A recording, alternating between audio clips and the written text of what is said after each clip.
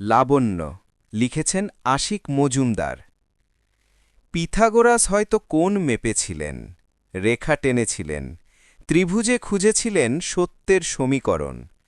কিন্তু শ্যামলা মেয়ের চোখের ভেতর যে আলোক ছায়ার গাণিতিক বিভাজন, তা কোনো উপপাদ্য বোঝে না, কোনো সূত্র মানে না। তার হাসিতে সূর্যের সোনা, মাটির ঘ্রাণে ভেজা কোমলতা।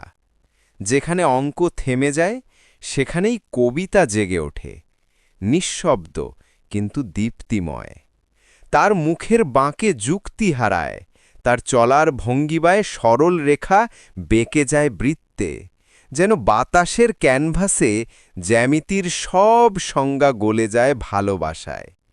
শ্যামলা রং এক রহস্যময় আলোক বৃত্ত, যেখানে কালো নয় বরং অনন্তের উষ্ণতা জ্বলে।